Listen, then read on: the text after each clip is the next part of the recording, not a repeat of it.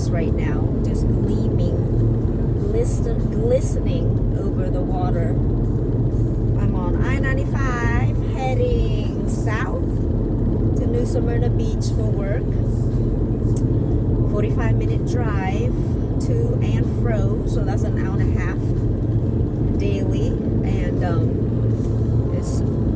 it goes by fast because I use it to listen to praise and worship, sing, praise God for His goodness, His mercy, His faithfulness. So it goes by fast, and it empowers me. By the time I get to work, I'm usually high on Jesus. I have a lot of energy and joy, and anyways, not dragging to work. So I appreciate this time. I don't appreciate going to the gas station every 4 days and adding all the mileage on my car. That I can do without for sure, but it's priceless to have that much time uninterrupted, just pondering, meditating on the goodness of God and praising Him. So this morning the Lord put on my heart the scriptures that I quote a lot, which is the first and the greatest commandment that Jesus gave us. And most of us know this if we've been born again, studying scriptures, and we know what that greatest commandment is. It is to love the Lord your God with all your heart, mind, body, strength, and soul.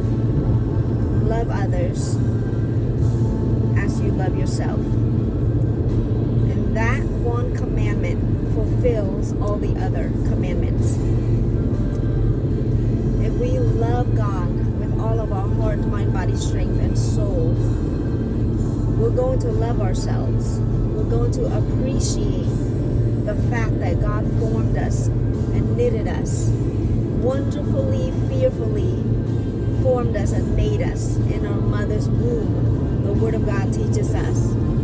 And if we love God with all of our heart, mind, body, strength, and soul, we're able to love ourselves, appreciate the miracles of life in us, in others. The Bible teaches us that He created all things for Him, by Him.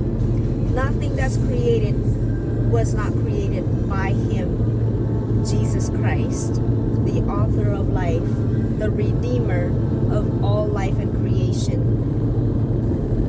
So, I thought to myself often this last year, like so many of us Christians, we love to prophesy and claim rapid, claiming promises of God that says that He will give us the desires of our hearts. We love that, we believe it, we pray for it, we claim it, we stand on it. But yet, the first part of that promise says, delight yourself in the Lord. Delight yourself in the Lord, and He will give you the desires of your heart. So, what does that mean? The second part of the promise is contingent upon the first part of the promise, which is delighting ourselves in the Lord. Jesus is the Word. The book of John teaches us that. In the beginning was the Word was God, the Word was with God, the Word is God, the Word became flesh and dwelt among us. Verse 9, it teaches us that Jesus came down from heaven. He is the living Word of God. I don't mean to get into preaching. I'm just trying to encourage some souls this morning. That Jesus is the living Word. He's the living bread of heaven. He's the bread of life. He's the light of the world. I wish I can show you the sunrise. It's so beautiful. I get to see the sunrise going to work, and I get to see the sunset coming from work. So I feel like I'm surrounded by the glory, the beauty of God, the anyways, so this is for any of us that is standing upon the promises of God that teaches us that He will give us the desires of our hearts. We have to take a look at God's words in sincerity and in truth. Take a look at our own heart and life in sincerity and in truth. And take, what is that word called? I can't remember that word. Take a good look and examine our hearts, our lives, and see if we know how to delight ourselves in the Lord, delighting ourselves in the Word of God, living the Word of God, loving the Word of God, honoring the Word of God, worshiping God in spirit and in truth, loving others. Are we good to others? Or are we filled with criticism, unforgiveness, bitterness? That's a cute car. What is that? Let me see what that car is. So cute. Anyways. I don't like the back of it. Looks like a turtle with a tail. Nah. I'm kind of car shopping. So, anyways. So we delight ourselves in the Lord, in His words, His ways. His word is His heart. His word is His purpose, His passion, His desires, His promises, His life eternal. The Bible says that everything here that we can see will pass away. Heaven and earth will pass away. Everything that we can see with our own natural eyeballs right now, that's people, belongings, stuff, cars, as cute and hot as they are, houses, material things, everything, the whole entire world is reserved for fires. Read that. It's in 1 Peter 3 something, the book of Peter. You can Google it. Everything in this world is reserved for fires, but those who do the will of God will live forever. The Word of God is the will of God. Oh, Lord Jesus. So, anyways, before we can claim the promises of God that He will give us the desires of our hearts, we have to honor His heart. We have to learn to delight in Him, in His words, His ways. We have to learn to love Him. Love God with all of your heart, mind, body, strength, and soul. Love ourselves. Take care of ourselves, our physical self, our mental, emotional, financial, psychological, spiritual self. And Christ shed His blood on Calvary to give us liberty, healing, victory, wholeness, to give us His kingdom, to give us Himself, Christ living in us, Emmanuel, God in us, God with us. He died to give us His abundant and eternal life. We cannot love God without loving ourselves. We cannot love others, our children, spouse, significant others, or anybody else without loving ourselves.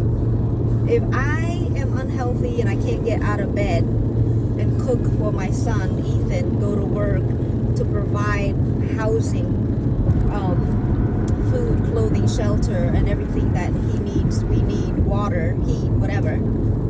If I am not healthy and I can't go to work, I cannot properly, fully, abundantly love Him, or give to mission, or give to the church, or give to my co-workers or anyone else in need.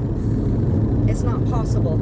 So it is imperative that we love ourselves if we love God, because we cannot love others or significant others without loving ourselves, taking care of ourselves. Here's another thing. I've noticed so many Christians, brothers and sisters, they want people that are fit, fine, healthy, happy, singing, dancing, joyful. They want all these things, but yet they themselves don't even take care of themselves. Like, who in their right mind that's invested their lives in health, fitness, you know, improving themselves emotionally, healing themselves by seeking out the truth of God and His perfect love. Perfect love casts out all fears, and it's God's perfect love that restores us and makes us whole. That is a cute Audi. Wow. I've never seen that model before. That is adorable. Little white coupe with the little tail. Very cute. Anyways, so we have to honor our temple, the temple of the living God, which is our body. Take care of our health. That means eat right, drink right, a little exercise, go out, waddle around the neighborhood, get some fresh air in our lungs. Praise God for everything under the sun. Be happy, be joyful. You know, like what happy, healthy individual is going to want to yoke up with anybody that's miserable and, you know, out of shape mentally, emotionally, physically, financially, psychologically, spiritually? Who is going to sign up for that? Hello? I'm not. No, thank you. So we've got to take care of ourselves. We've got to love ourselves. And that is loving God with all of our heart, mind, body, strength, and soul. And we cannot love God if we don't love ourselves. We cannot love others if we don't love God with all of our heart, mind, body, strength, and soul. Well, I think I'm done blabbing for today. I hope it blessed somebody. I love you guys.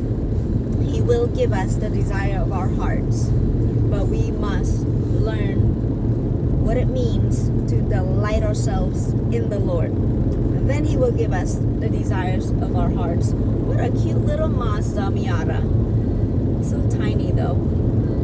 Anyways, I love you guys. Be blessed in the Lord. May the mercy, grace, goodness, favor, protection, provision, presence, power, peace, joy of the Lord be upon you. I love you guys. Don't forget, give Him praise.